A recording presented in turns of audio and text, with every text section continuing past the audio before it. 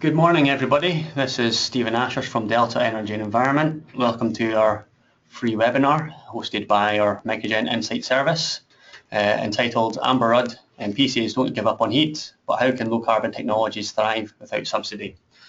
So that's the topic we look to address today. We've been doing some interesting research into what options suppliers into the domestic market have to deliver more microgeneration based on different models other than the renewable heat incentive and the feed-in tariff. So hopefully it's going to be a very interesting session for everybody. I'm joined with my colleagues Jennifer Aaron. Good morning. And Baltz Grigdals. Good morning. So let's go. Before we delve into the main content of today's webinar, we just wanted to set the scene a little bit. So why are we talking about this and why does it matter? As many of you on the broadcast will know, in the UK we have circa 27 million domestic homes. We have the largest annual heating market in Europe, about 1.7 million installations. However, of that we have a significantly smaller share which are covered by microgeneration. So in total last year, Delta believes there was 140,000 total domestic microgen installations, but of course that includes a lot of PV. When you subtract PV from the equation, only 20 to 30,000 renewable heat installations. And why is that a problem? Why are we discussing that here today? Well, to put it frankly, there's work to do, specifically with regards to meeting our renewables targets for 2020, and in the longer term, the fourth carbon budget. It seems the UK can't decarbonise without giving a lot more emphasis and a lot more focus on domestic heat. And you'll see on the screen there's two high-profile recent reports which have raised this point again. And many of you will also have seen the leaked letter yesterday from Amber Rudd mentioning as such as well. So it seems that the issue is certainly a hot topic at the moment. So we hope to add our thoughts to this. For those of you that are maybe not as familiar with Delta, my colleague Jennifer is just going to give you a very quick overview of who we are and what we do. Good morning, everybody. Thanks for joining us. I see a lot of familiar names on this list, so I'm not going to spend too long on this particular slide. But for those of you that are new to Delta, Delta are a specialised consultancy, and we specialise in the area of distributed energy. And when we talk about distributed energy, we're really talking about the technologies on the customer side of the meter. So that could be a commercial customer or a residential customer or a social housing customer, even potentially. So we're not network or big generation specialists, but we do need to understand, obviously, how these technologies in the orange bubble that you see there react and interrelate and could impact on all areas of the energy framework. So the research we do is provided mainly around market insight and forecasts. We do, obviously, techno-economic analysis, commercial advice and strategy and tactics for key players in the market, largely with energy suppliers in the UK, Europe and globally, manufacturers and policymakers. We deliver our research in a number of different ways depending on the client needs. We have a number of research services. This webinar today comes from our Microgen Insight Service, which is an annual subscription service, where we deliver a body of research over a period of a year to meet a client's needs. We also do multi-client studies. So we recently launched a Energy Services Innovation multi-client study for a number of different clients who had a shared need around understanding the innovations and the disruptions going on in the market. We also do bespoke consultancy, specific work for our clients, and we have a growing body of specialist summits and events that we hold each year, normally invitation only, so many of you will have been invited or attended those. And that's in a nutshell what we do.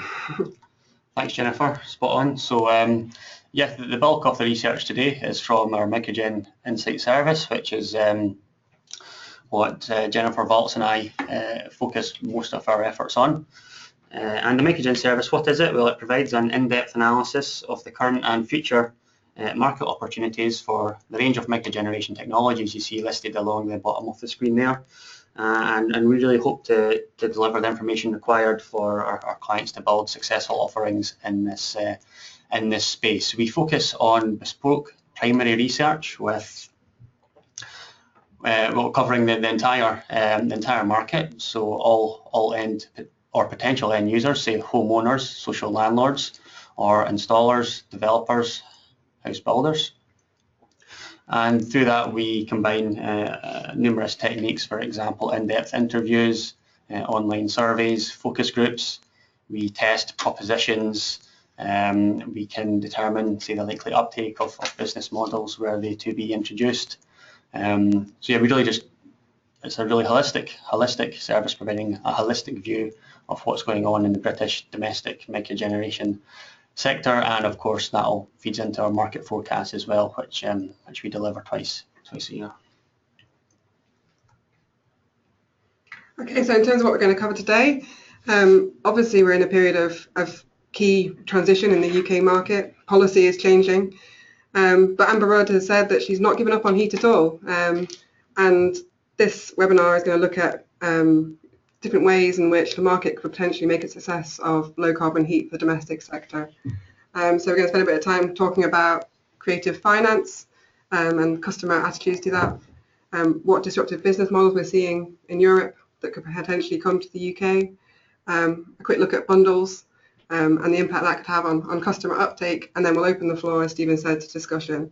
So do feel free, we've already had a few questions, feel free to keep asking your questions in the question box throughout. And we'll come to those at the end as well. Thanks, Jennifer. Yeah, so we're scheduled to go for about 50 minutes this morning. And we will include time at the end to answer any questions. A little bit of housekeeping. Those who are new to our webinars will also notice you have the function to raise your hand. So if you don't want to type in a question in the box for us to address later, you can raise your hand. We can obviously see that, and at the appropriate time we can unmute you and allow you to come on and say your piece as well. So we'll be looking to do that towards the end of the webinar as well. So first, let's look at creative finance, and say, in the absence of any specific or meaningful support from the government in terms of feed-in tariff or the renewable heat incentive, can that change the market? With regards to creative finance options, we believe there are certainly numerous options that the market can look to use. I won't spend a lot of time on these, but we have, to one extent or another, researched these with our customers, with social landlords, tested appeal, and did our best to quantify the uptake. So we know how feel we have a good impression of how the market would react were these to be introduced. So a couple of examples that you may be more familiar with: product for free. Obviously that's just like PV for free based on the feed-in tariff, or biomass for free based on RHI. Without those two schemes you might not be able to do it in such a way. But what about product for free version 2, based on a comprehensive package that also includes data monitoring, data analytics, whereby the value of that data is more significant to the supplier than, say, the revenue from installing £10,000 worth of equipment would be. So we think that's certainly going to be interesting for the future, and we believe we're only going to be getting a lot more questions on that. Low interest loans, zero interest loans, self-explanatory. Jennifer mentioned bundles. We've also researched how providing a whole package other than just a technology-focused offering impacts on customers and customer thinking and their decision making, and how it meets the needs that they have over and above just a product to provide them with heat. So we'll come on to those later. We're seeing some interesting examples further afield, not necessarily in the UK just now, but further afield, of renting or leasing a heating system. It's a very familiar model, say with your phone or your car, so why not your heating system? Conversely, heat contracting, so that's similar to an energy services agreement, whereby the equipment is supplied at zero or reduced capex, and obviously the business model relies on operating costs, and we can ignore the payment tariff, feed-in tariff, RHI. That is just just there for illustrative purposes. So numerous options, and our point is that there's also, at least we find, potentially a significant amount of customer appetite. So the pie chart here is the response that we received just during the summer when we surveyed over 1,000 British homeowners. So that's a very robust sample size. The question was, if you were to install a microgeneration technology, I think it was about £9,000 the cost we went for, so an expensive heat pump or a biomass boiler, for example. What would your preferred payment method be? And we can see here over a quarter of the sample would prefer to use a finance package, which we think is quite a significant amount of the potential market if you consider that's over a quarter of the 1.7 million heating installations per year. Of course, almost half. It's an unfamiliar concept, using finance to install your heating system, so we'd expect quite a high degree of customers just looking to stick with what they know and paying up front, which is fine. And again, a further quarter undecided as well, so able to be swayed either way. So with a very well thought out, targeted mix of finance options based on what we have on the left hand of the screen there, we think there's certainly potential like we conclude here, if the market provide them, our research highlights that a higher level of uptake than present is achievable. So even in a post-subsidy era, we believe that we can see in excess of the current 20 to 30,000 domestic renewable heat installations that we had last year. Of course, it's not just about the customer, it's about the installer as well, who is very, very key in the whole process. Those of you who follow the installation side of things, who maybe follow the Microgen certification scheme stats, will know that the installers are still a very, very vital part of the industry. Crucially, will they be a roadblock? Will installers be open to or resistant to working with finance in their day-to-day jobs? Well, we think probably not, actually. Through conversations with our installer panel, which is a part of the service that we deliver, we had, I think, again earlier this year, many in-depth interviews and conversations with installers who represent a large volume of the British domestic market. And we can see here some very, very positive comments coming back.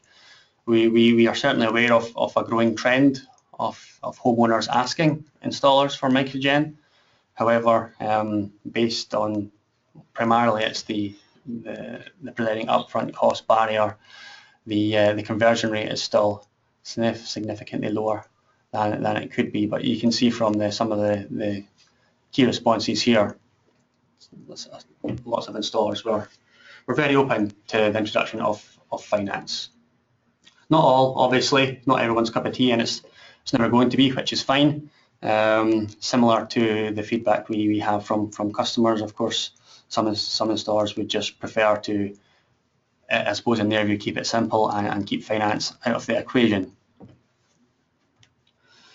So our main standpoint on this issue at the moment is that market success will rely on suppliers modifying the role of the typical installer, the role they play in the route to market and the customer decision-making process. But we have found that many installers are open to this. Primarily, it would be through signposting. Okay, so that's a brief intro into some of the finance options we've been considering. It's also worth saying that we've tested also with customers different packages of finance and found that there is significant appetite not only for a general finance package but also for specific things. So product for free, obviously something for nothing always goes down well, but we also found a lot of interest around low interest or zero interest loans, I believe, as a kind of secondary option, I guess, for customers. So yeah, customers are open to finance, so it's an interesting option for the future. The question remains whether you can make it work without the use of the RHI or feed-in tariff. So this is something we're going to look at a little bit more. So we're going to look at some examples of potential disruptive business models that customers might be interested in the UK market. That's it. Thanks, Jennifer. I see we've had some questions in the meantime about about the availability of slides. Well, we're certainly going to publish the recording of the webinar shortly afterwards, and as we often do, we will provide a slide set as well. So don't worry about scribbling down notes, just try and listen to the broadcast, and we'll make sure you have all the materials afterwards. So yeah, so like Jennifer said, we've established that we believe there is an opportunity for more activity with innovative financing offerings, and next Valtz and I are just going to take you through a couple of key examples which we feel could be relevant for the British market. So number one, selling heat from an air source heat pump instead of selling an air source heat pump by itself. There are several examples, again, further afield, say in Denmark particularly, where this has already been commercialised. We know in the UK there are also commercial offerings, say, aimed at social landlords, but the difference being that the revenue from the renewable heat incentive is also required to make sense for that. So this is quite a complex model, so you'll forgive me if I spend a couple of minutes just making sure I go through it adequately and people understand what we're talking about. So, like I mentioned, it's a completely different model to what we're familiar with. The supplier fits the bill for the product cost, and likely the key associated equipment, like a heat meter, which is very vital in this scenario. And it's likely as well that they will either have to supply the electricity into the heat pump to run the system, or to reimburse the customer for all or for a significant amount of the electricity which goes in. And that's because the business model is based primarily and almost exclusively on selling heat, the heat that comes out of that system. There is also the option for the supplier to, say, charge for installation only, or maybe if an upgraded hot water cylinder is required, can also add that into what the customer would pay them. As well, they could also charge for yearly maintenance or servicing or some sort of contract fee. But the main premise of this model is to sell heat other than a product. And how does that work? Well, of course, there's perhaps 15, 16 to 17,000 kilowatt hours plus heat coming out of the appliance, which is charged at a flat rate. The electricity going in obviously is more expensive, but if you have a good performing system, the supplier costs on that will be less. So at a very high level, so long as the supplier can secure more revenue from the sale of heat than it spends on electricity going in, then there's potential for this to be a viable model. So just to summarise, the premise is, like I just said there, it's less revenue from capex, more from opex. The proposition to the customer is a discounted fuel cost compared to the base case, and this is really important. So why would the customer pay you based on kilowatt hours of heat output when they can just pay for oil, gas, electricity, LPG? Well, the premise of the model is that it delivers savings to the customer compared to what the base case would be. So in this scenario, say the customer's existing boiler has come to the end of its life, needs replaced, well, they would already be looking at, say, an expenditure of £3,000, £4,000, £5,000 and paying the ongoing running costs for the useful heat output by £1,000 potentially. So it can look great for the companies. It's very difficult for the supplier to profit with oil being very, very low, say 3.5 pence per kilowatt hour. Supplier would, to keep in line with the premise of the model, we need to charge less than that for the heat out, so about 3 pence. And just given the ratio of electricity to heat price, we find it's not doable. However, under future conditions, where if say the oil price returns to more typical levels, LPG follows, gas price also increases, the economics certainly look far more promising. So again, the customer receives an immediate payback and would also be better off year on year compared to their base rate of return for investors as well. So maybe one more for the future for the electric segment. So that's our key renewable heat example. We know that there's a lot of uncertainty and a lot of questions about what's going to happen in the PV sector right now as well, under a very significantly reduced feed-in tariff or even no feed-in tariff. So Valts has done some really interesting analysis on that too, and now he's going to run us through that. Yeah, so as Dean previously mentioned, the second model we're looking at is power purchase agreement for residential PV. In the past, it has been mainly used for larger scale projects for PV and wind, but we believe this could be transferred to residential market as well. So in short, power purchase agreement is an agreement between customer and supplier, where customer, which in this case is homeowner, but the biggest chunk of revenue comes from selling the PV generated electricity to the grid and to the customer, as well as some revenue from feed-in tariffs. So the main premise is that most of the revenue comes from selling the electricity, and consumer self-consumption is really important in this model. And the main proposition for the customer is the result. The payback for both is around 11 years, which can provide financial gain for both in the long term, so over the lifetime of the system, which is around 20 years. However, due to the fact that in the base case the payback is 11 years for both, it is too much to have mass market appeal. Second case we looked at was with maximized self-consumption. So that would be if you would bundle PV system with smart meters, smart switches, smart plugs.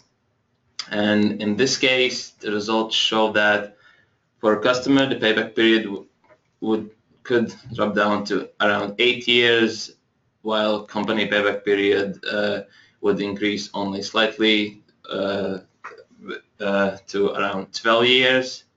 And for customer, this would be more appealing and could even appeal on a mass market, but it's still not too appealing for the business. In addition to that, we looked also at maximizing self-consumption with including energy storage to the bundle, but with current storage costs, the results show that we cannot justify the use of storage. Third case that we looked at was similar to base case, but we dropped down the feed-in tariffs to 0, and the results show that payback period for both is around 12 years, which is great because this model works even without existing feed-in tariffs, as in you can get payback for the system over the lifetime of this. And in conclusion, while the results in current situation show that this wouldn't be an appealing model for mass market, mainly due to the fact that there is an average home ownership of 7 years in the UK. It still could appeal to some people. However, there is a lot of potential in the future for this to work if the PV system costs continue to drop and homeowners become more familiar with smart metering, demand-side management. Yeah. That's it. Yeah, thanks, Val. So that was really interesting analysis that we conducted recently. As you can see with the numbers there certainly will be segments of the market that will be responsive to this kind of model, potentially as it is with regards to what costs currently are in the market. And like Val says, we believe there's a lot of potential to really make power purchase agreements more attractive in future through smart controls to enable maximize the self-consumption. Of course, a big what if is if the anti-dumping legislation is relaxed. Currently, it doesn't look like it will be, but say in 12-15 months' time, if that is finally superseded by a new policy, which perhaps allows lower module costs to be installed. Again, that's just going to look better for both parties, customer and supplier. So we've got a lot of questions that have came through based on both models, which is great. Like I mentioned, we are monitoring those, and Valtz and I will come back and address them towards the end. We should probably keep moving on for now, and Jennifer is now just going to complete the third. So yeah, just to finish off this section on disruptive business models, we thought it'd be interesting just to share with you some of the kind of real life examples that we are seeing across Europe. As Stephen already mentioned, they're not necessarily in the UK yet, but we've shown here that there is clear options for potentially adapting them in the future to come to the UK market, or for there to be success in the near term with certain segments of the market. There's lots of other examples. We've just picked a handful here to highlight how much activity there is in other markets around making heat easier for customers to buy into, and PV, of course. So, for example, one interesting example we've come across recently is a company called Thermondo, who have created a portal where they can tailor a customer offer around a supplier. So they have suppliers that register to the portal, they recommend a tailored offering to the customer, and the customer then pays for this offering monthly in a monthly contract. We obviously have in the UK companies like Flow, iPower, who are creating energy supply contract bundles or innovative business models that give the customer something for nothing. But obviously you have to keep in mind that at the moment these types of models do rely on some revenue coming back in from feed-in tariff. Exergy is one of the Danish companies that we've seen that have been exploring heat leasing with their customers. So again, it's an interesting model, and a lot of the kind of attraction in these types of models is the de-risking, as Stephen mentioned, around the installation and the hassle. And then lastly, we've touched on storage, and we'll touch on storage throughout. It's obviously an exciting potential new technology, and we see it as a very clear option for enabling different business models. At the centre of the home, combined with many different systems. It can be used for demand response, heat contracting. Can we put it at the centre of the home? Is it an option for creating business models? Obviously, at current prices, we've shown with power purchase agreements, it's challenging, but one to watch for the future. So yeah, we've got pay monthly contracts. We've got potentially some models that are reliant on incentives. We've got models that are attempting to de-risk the proposition for customers, and then we've got add-on technologies, gateway technologies, you could perhaps call them, that can enable innovative business models to be developed. Okay, so from that, and I guess leading on from the storage example, talking about bundles and gateway technologies, we're going to move on to the final section, which is looking at kind of how bundles and controls can perhaps open up the market with the customer. So I guess the first thing that we've done, we have the Microgen Insight Service has spent quite a lot of time discussing with customers their attitudes towards smart thermostats in particular. We've also got a connected homes research service at Delta that looks at the markets for these technologies across Europe, and both have aligned and found in our research that 6% of UK customers find smart thermostats quite or very appealing. And what's interesting is when you compare this to the appeal of low carbon technologies, so it becomes quite clear is that smart thermostats are leading the way in terms of customer appeal, even more so than solar PV, which has had obviously very high customer appeal for a number of years in the UK.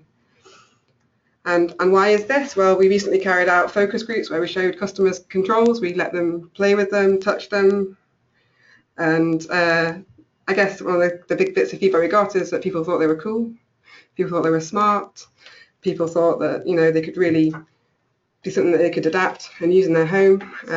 So it's a much easier sell. It's a trendy, kind of nice to have item that customers are really engaging with at this point in time. The other thing to mention is, they're also more affordable. The prices are cheap. It's an add-on technology. I guess the question that we've got is, can you use a smart control as the first way of engaging with a customer, or as a gateway technology for them to add on other technologies afterwards? It's a way to build potentially a relationship with a customer, which is potentially an interesting model to look at in the future. And what are people willing to pay? Well, in the Connected Homes Research Service, we recently did a big survey with, I think it was over 1,000 UK homeowners. So UK customers were willing to pay around £200 for smart heating controls. And, you know, that was actually higher than a lot of comparable European markets. So actually UK customers are more perceptive to paying a little bit more than the rest of Europe for their controls. So it shows us quite a strong opportunity. The other thing we thought was interesting to look at when we were carrying out this research is, you know, what would this do to the appeal of technologies if they were bundled in? So in one of our Microgen Insight Research Service surveys, we asked customers if they would be more or less likely to uptake a renewable technology if it had included within it smart controls and specifically remote diagnostics. So this comes back to the point about risk that Stephen mentioned earlier. And we found that actually over half of our respondents said they were significantly or somewhat more appealing, these technologies, when bundled with a control system. So again, it raises the question about whether controls can be a gateway technology. Are they a way to make a final offer, a final sweetener in a deal? And then also, again, we've already mentioned storage, but could storage be the same sort of technology? Could storage be something that is essential at the home that could then be a gateway to other technologies entering the home and continuing the conversation with the customer? Making homes Microgen ready. Yeah, absolutely. And I guess the final point before we move on here is that we also have spent quite a lot of time looking at bundles in the sense of bundles with servicing.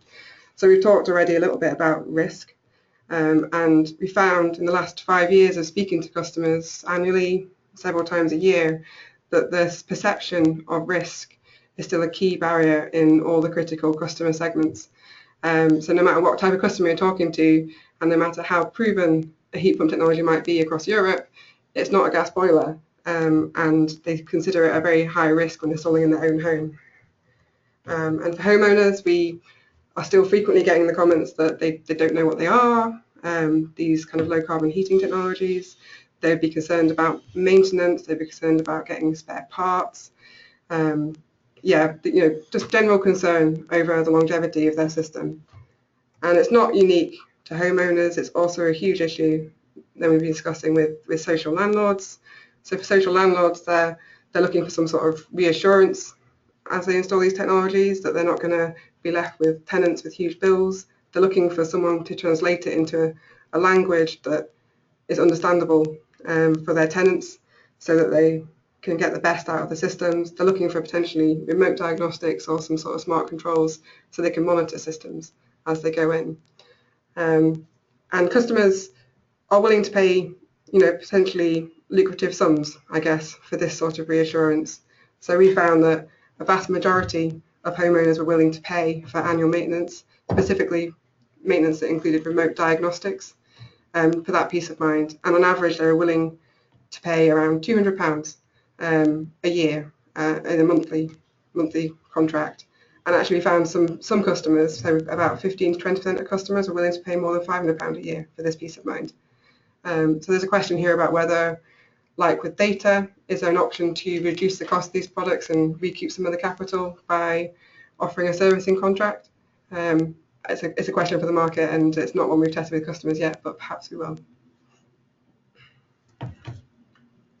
Okay, thanks, Jennifer. So those were our key examples that we're looking to share with you today. We'll quickly just summarise those, and then we'll get on to answer some questions and letting some people have their say. Yeah, so just to summarize, the main thing to take away is that customers are telling us that there are lots of ways to increase appeal of low carbon technologies. Firstly, financing is an option that can help in jumping the upfront cost barrier. Secondly, disruptive business models can also be potentially successful in the UK. Thirdly, controls and even in the future storage could be gateway technologies in increasing the appeal of these low carbon technologies. And last but not least, bundles with servicing can help in de-risking the proposition as well as providing revenue. Thanks, Val. So yeah, that's what Delta Energy and Environment thinks. That's what our Microgen Insight Service is finding from the market. But we'd actually be really keen to hear what you as the market thinks about this as well. So we have a poll question for you that we'll do quickly, and then we'll share the result with you, and we'll perhaps talk through it, and we'll allow comments. So our question to you is: in the assumed absence of meaningful government subsidies, which of these possible approaches do you think will have most impact on customers and drive sales? And these are, in essence, the key ones we've covered today. So heat contracting, more of an ESCO model. Power purchase agreements, same idea, but for PV. Bundles based on controls or services, or perhaps even bundles with energy supply, like Jennifer touched upon, or more conventional means, loans. Zero interest, so that would have to be through the government, or low interest could come from a commercial party. Or is your glass still half full and you still believe that none of the above subsidies are vital? So I will just launch our poll now. You'll see it coming up on your screen momentarily.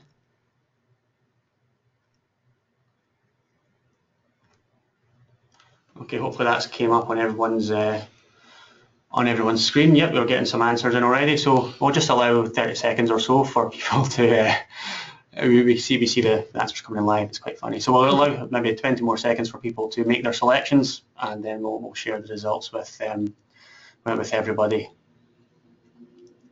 So we've got about two-thirds of those on the webinar have voted now.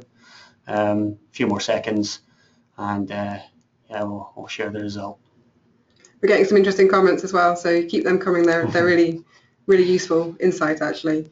I've got some people here saying, actually it's not about subsidies, it should be about grants. So, is there a case for going back to upfront subsidies?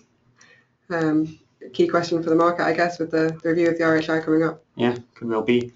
Okay, so I think that's everyone who was wanting to have their say done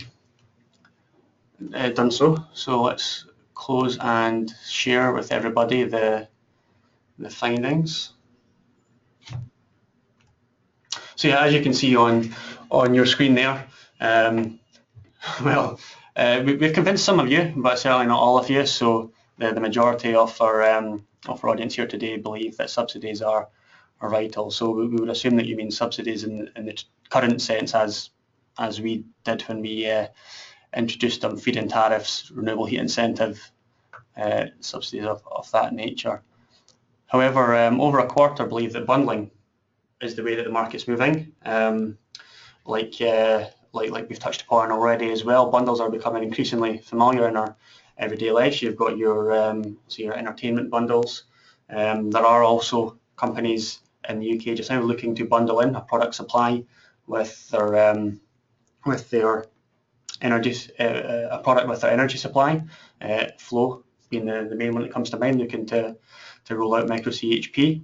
Jennifer touched upon the point of controls as well, really being a gateway or storage as well to engage customer interest and to release more value in the future, potentially through the data that's garnered through these kind of systems. And then we see there's an equal amount of you on the webinar think that the conventional route is the best way to go. So there has been some success with the Scottish Government's interest-free loan scheme up here. I think we've had certainly over 1,000 last time I checked, domestic renewable heat installations, and that's done really well for technologies like biomass and ground source, which are obviously a bit more expensive, but can deliver very significant savings to customers in rural areas. So long may that continue. And the same amount think that business models based on operating expenditure as opposed to upfront capital expenditure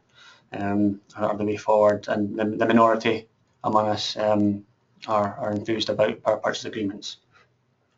So that was really interesting. Thanks everybody for casting your vote there. We're now going to address some of the questions that have come through. I see there are a few hands raised as well. We've got some time, so allow us to just have a look at who's got their hand raised, and So if anyone wants to come in and actually say something, then we can open the floor to them.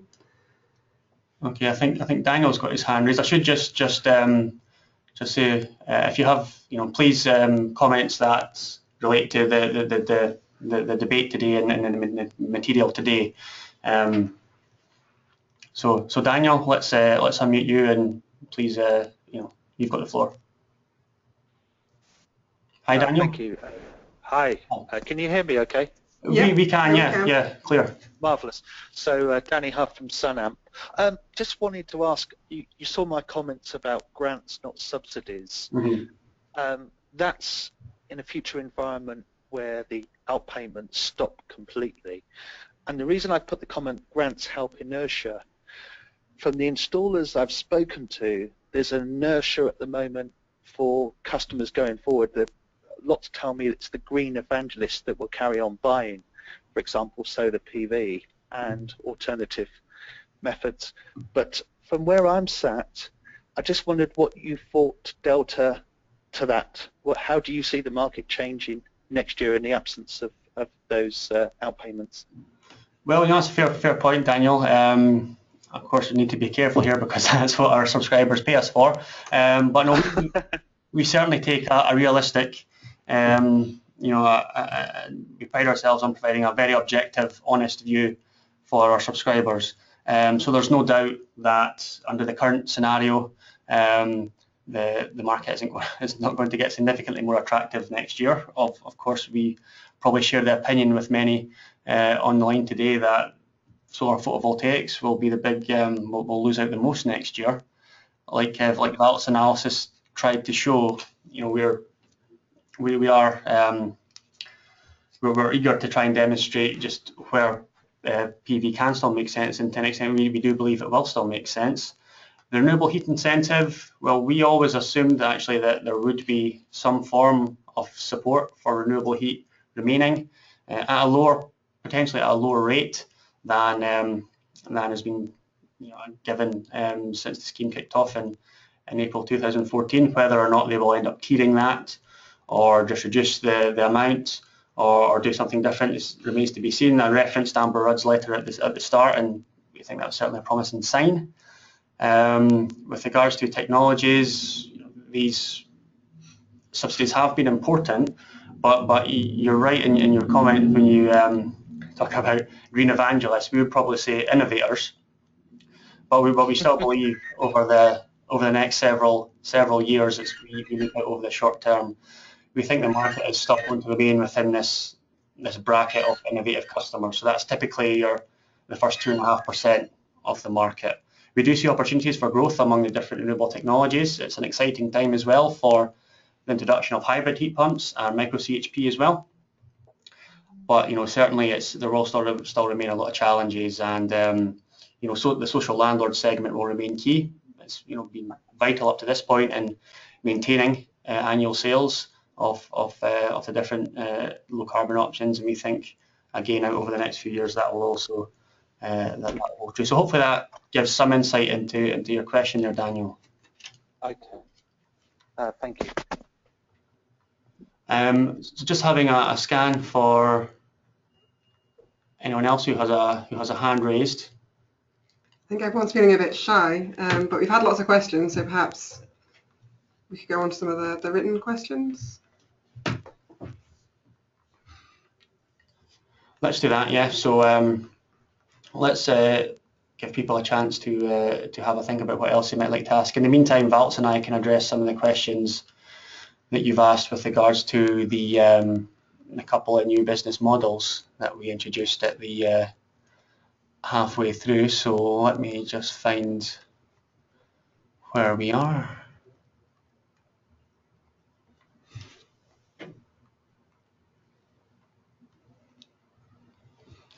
Okay, so we've got some questions based on the heat contracting one. Who owns the product? Well, in this case, the supplier would be the product owner, or if they are really looking to demonstrate how fail-safe and secure this method is, ultimately it could be the homeowner. Regardless, it would be very difficult for the supplier to make that revenue back. and of course it would provide extra assurance to the customer to essentially sign them up as the owner. And we had a question about how long is the contract duration. Well, based on the research that we've conducted with homeowners, like Val's referenced as well, the average term of residence in one property is 7 years. We've seen a range of, at the lower end, 5 years, at the higher end, 10 years being acceptable. The viability of heat contracting using an air source heat pump, of course, also relies heavily on the performance of the system. And like I hopefully conveyed in my overview as well, another key strength of this kind of model is that risk lies with the provider. So if the heat pump is installed poorly and only delivers a COP of say 2 or 2.5, they get a lot less revenue every year, given that they are selling the kilowatt hours out of that system, than if it was performing adequately and performing well, even say a COP of 3 or more. In our analysis, we assumed 3. And I guess it's also worth mentioning here that obviously payback and the willingness to accept longer paybacks is obviously very different depending on the sector. So we found that the social landlords, for example, can tolerate paybacks of over 20 years, sometimes up to 50, 60 years, as they kind of have the cost spread over the lifetime of their property rather than the lifetime of the product. So potentially there's lots of different ways to engage with social landlords with longer paybacks, but obviously their ability to have heat contracts for their tenants is limited. But it does give different options to consider for RSL customers. That's it. Thanks, Jennifer. We also had a question, well, I think moving on to the power purchase agreement now. Would you divert the excess electricity to, say, heat storage within the property? Well, again, that's a possibility. That's not something we specifically modelled. We believe could be more benefit from exporting that to the grid. But thinking about it, if the customer is charged at the same rate for that electricity, then say their discount brings them down to 11 pence per kilowatt hour, regardless of if they're using that for appliances or to heat hot water. The revenue to the supplier would be the same. But I suppose I would doubt if a customer would be willing to accept that, and instead continue just to use their central heating system to heat the water in their tank. In the PPA model, what rate are we using in the modelling? Well, we used, in terms of the base case, the base rate was 15.5 pence per kilowatt hour. We assumed quite a substantial discount down to I think about 11 pence per kilowatt hour for electricity out of the panel. Of course, you've got to make it attractive. You've got to make it attractive for the customer, and it's just follows the similar approach that commercial companies targeting the commercial market with power purchase agreements have followed as well. So there's a question here as well. Are we seeing any examples of these being implemented in the UK currently? So are these business models already in the UK, Stephen? Well, to a large extent, no. We have taken examples, like we mentioned, from Denmark, from the commercial market, from Germany. There's many that are currently being developed for the UK, but based on the scenario that we have just now, which is still relatively supportive in terms of feed-in tariffs and a renewable heat incentive, the kinds of innovation we are seeing still has flows of revenue from these government schemes at its core. For example, many of you will, or some of you at least, might be familiar with shared borehole systems. So that's multiple ground source heat pump systems sharing the one borehole. You can fully fund that, and as a supplier, just sit back and collect RHI, the commercial RHI, to fund that scheme, because 2 or more ground source heat pumps in combination qualifies as a commercial installation. Like we've referenced a couple of times, we do know there's a lot of activity currently going on centered around micro-CHP, using different technologies as well, not just the traditional Stirling engine that we're more familiar with. And again, there's potentially the option, if you are able to partner with, or if you are an energy supplier, to quite nicely bundle in micro-CHP with an energy supply contract. So typically that would provide a typical rate that is lower than through other suppliers as well. And again, you would need to come to an agreement with the customer about how long you would sign them up for. But if your technology costs are below the threshold which can allow, say, a below 7-year payback, or even better, below 5-year payback, again, we think there's a lot of potential. And importantly, with micro-CHP, that tackles the oil and gas market as well, which is still being quite pushed to one side, with more suppliers focusing on off gas. So we're not going to have time to get through everybody's questions, but we will make sure we do follow up and answer them all afterwards. I'm just doing a quick final scan for... One question I've spotted a few times, Stephen, is around kind of robustness of the sample size when we're speaking to customers. Can you give us a bit more information on the sort of research that we do and how robust and how many customers we cover? Yeah. So that's a fair point. That's right. I had noticed that a few times as well. So typically with the Delta service, we try to be as representative as possible. We survey customers across UK. We tend to target our research to an extent. If we're looking at the private housing market, we will address our questions to the higher income earners for obvious reasons. But in any typical sample where we draw conclusions like those that we have mentioned today, it'll be many hundreds, if not over 1,000, typically over 1,000, and that gives a margin of error of, I think, plus or minus 5%, which we're very comfortable with, as is our market research partner Accent, who we work with, as apparently are our subscribers too. So we have no hands up, which is fine. Thanks again, Daniel, for your comments earlier. After the webinar, we will make the file available. We will follow up and answer everybody's questions. We have a minute left because we kicked off a little bit late. So before we go, we're going to ask one more poll, and this is really just out of personal interest in Delta more than anything else. But as we know, the comprehensive spending review is currently ongoing, and we're all eagerly awaiting the outcome of that on, well, hopefully the 25th of November. One of the key themes to that will be what will the RHI look like from April 2016, if it remains intact at all. So we were just interested to hear what industry thought about that too. So quite a simple poll question here.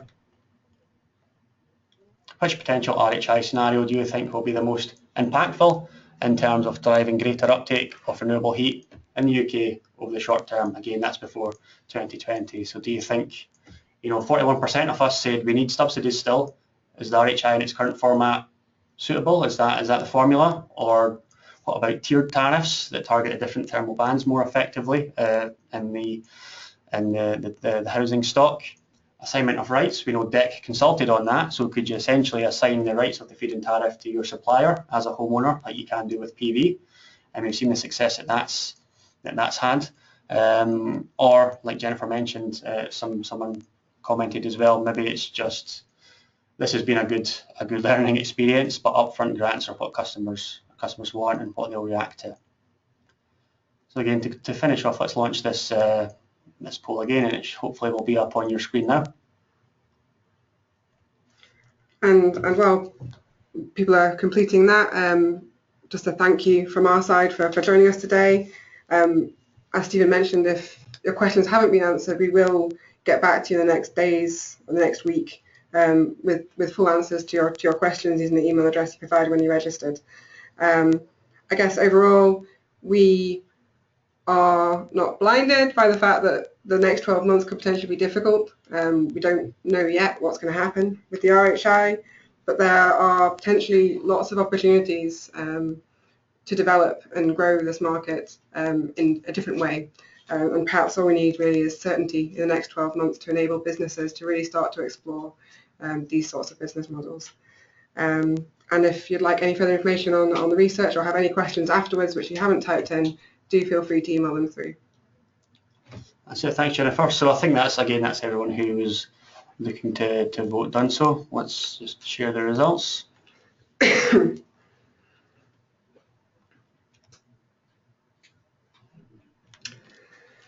Okay. So overwhelming response there that there needs to be some sort of upfront support to tackle that upfront cost, or at the very least the current RHI. Yeah, that was interesting. Actually, I probably would have expected a bit more enthusiasm for assignment of rights. I appreciate why some in the industry would be hesitant for that to be more widely available. Tiered tariffs, again, very low support for tiered tariffs. Interesting to delve into that a little bit more and understand a bit more about why. But yeah, that's the results of these polls will also be, obviously, they'll be included in the recording too. So thanks again, everybody. We really appreciate you joining us this morning and your participation. And yeah, hopefully see you on another webinar in the not too distant future. Thanks. Thank you. Thanks.